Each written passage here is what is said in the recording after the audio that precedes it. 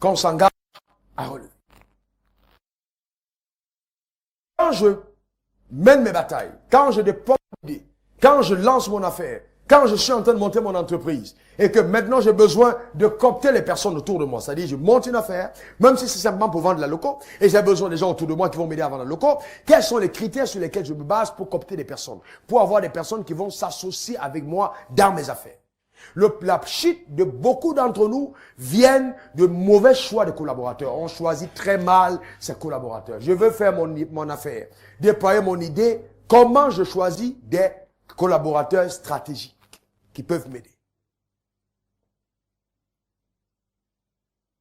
Vous savez, ma sœur, ne faites pas des erreurs que beaucoup de personnes ont commises avant. Je peux faire une affaire et devenir le prisonnier de mon affaire. Ça veut dire quoi? Je monte une entreprise, je connais des gens comme ça. Je connais un grand mécanicien, très grand mécanicien, je connais, qui gagne beaucoup d'argent parce qu'il est très performant. Un jour, je suis allé à son garage et je lui ai dit, mon ami vient. Il est en Côte d'Ivoire, je ne vais pas citer son nom. Il est venu, j'ai dit, assieds-toi, on va parler. Il s'est assis. J'ai dit, tu gagnes beaucoup d'argent ici? Il me dit, oui. J'ai dit, depuis que je te connais, ça fait 4 ans, tu n'as jamais pris de congé. Tu es ici du matin au soir. Souvent jusqu'à... Tu reviens le matin, le lendemain à 6 heures. Quand est-ce que tu as le temps de jouir de l'argent que tu gagnes? De deux, tu es tellement exposé au moteur et au truc que tu détruis ton espérance de vie sur terre. Je dis, pourquoi tu ne penses pas à déléguer cette affaire à quelqu'un d'autre, à former des gens qui soient à même de le faire et toi tu passes à autre chose? Il était secoué. Il me dit, j'ai jamais vu ça, les choses comme ça. J'ai dit, mais mon gars, tu es en train de vieillir. Est-ce que vous savez que vous pouvez gagner de l'argent, mais l'argent fait de vous un prisonnier? Vous n'avez plus de vie. Vous gagnez votre seul joie, c'est, oh, maintenant dans mon compte, il y a 250 millions, il y a 400 millions, il y a, le tout n'est pas le chiffre qu'il y a dans le compte. C'est qu'est-ce que les gains produisent comme amélioration du niveau de vie que j'ai et des objectifs que je dois atteindre. Donc si je fais une affaire et que l'affaire m'emballe, je deviens prisonnier, je n'ai plus de temps, alors c'est une mauvaise façon de faire des affaires. Ça, c'est l'affaire à l'africaine. C'est pourquoi vous allez vous rendre compte que tous nos chefs d'entreprise, quand ils montent des affaires, quand ils meurent, l'affaire meurt après avec eux. Pourquoi? Parce que l'affaire est bâtie sur leur personne et non sur les principes. Si vous faites une affaire et que vous avez ouvert un magasin et que tous les jours, quand les clients viennent, oh, j'aime bien ta façon de servir, et puis toi-même, tu es en train de servir au magasin tout le temps, et quand tu n'es pas là, ils viennent, ils n'achètent pas. C'est ils achètent quand seulement tu es là, il faut faire attention. C'est pas une bonne affaire. Il faut changer de stratégie. Sinon, le magasin va faire de toi une prisonnière et tu n'auras plus de vie. D'accord? Et il faut tout de suite bâtir sur des principes et permettre que, en ton absence, ton affaire continue à tourner comme si tu étais présente. Et là, tu es obligé d'utiliser la loi de la délégation. La délégation. Donc, chaque fois que vous choisissez des gens avec un objectif, il me faut déléguer, il me faut des successeurs. Parce que c'est le successeur qui démontre que tu as eu du succès. Chaque succès qui n'a pas de successeur est un échec. Il faut des successeurs. Des personnes qui peuvent continuer l'affaire quand je ne suis pas là. Le problème, le drame de notre continent, c'est que les gens ne veulent pas faire des projets pour 2000, pour 3000 ans, 3000. Non. On se dit, bon, on peut faire jusqu'en 2025. On sait que peut-être on est encore en vie. Voilà. Mais les affaires qui vont se passer après, dans tous les cas, ils vont se débrouiller. Je ne serai plus là. Non. Il faut bâtir, fonder des choses sur des principes qui vont amener l'affaire à subsister même quand tu es absent.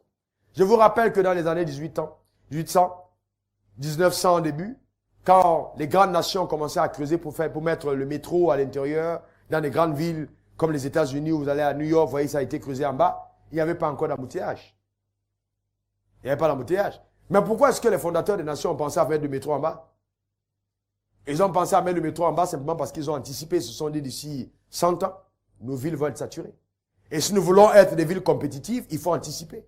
Pour trouver des moyens de transport qui nous permettent d'être de grandes villes dans 100 ans. Beaucoup d'entre eux n'ont pas vu les embouteillages, mais ont mis le métro et ils sont morts avant. C'est ça la grandeur. Est-ce que je parle des personnes qui ont envie d'être de grandes personnes? Oui. Ah, c'est pas, moi je parle de la grandeur, hein, vous comprenez ce que je veux dire?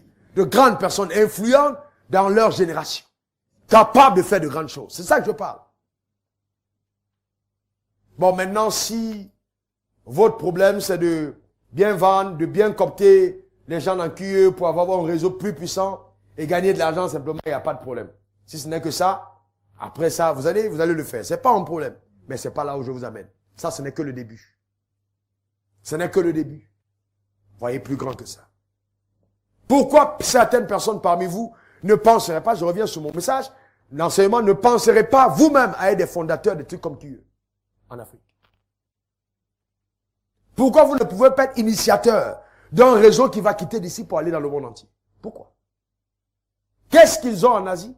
Qu'est-ce qu'ils ont en Amérique que nous, on n'a pas ici? Souvent, ce sont nos propres produits qu'ils prennent et qu'ils mettent dans le réseau.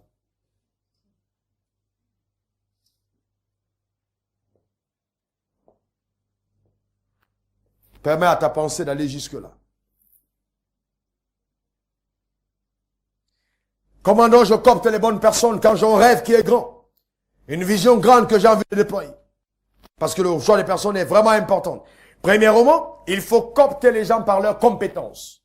Par leurs compétences, les qualités que les personnes regorgent. La compétence. D'abord la compétence.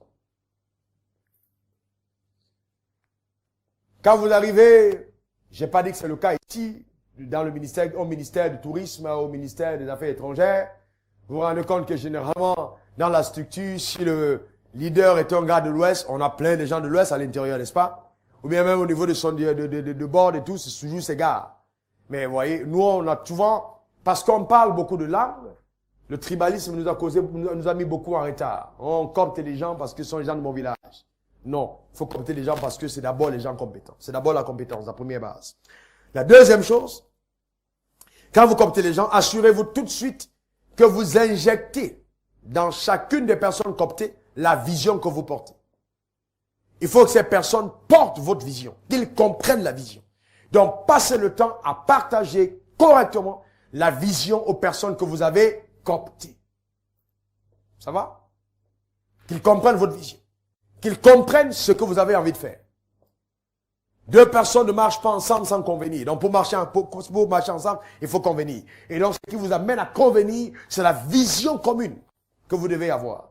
Et amenez, s'il vous plaît, quand vous avez partagé votre vision, amenez la troisième chose à faire, amenez chaque personne autour de vous que vous coptez à porter cette vision comme si c'était la sienne. Il ne faut jamais qu'ils aient l'impression qu'ils travaillent pour vous.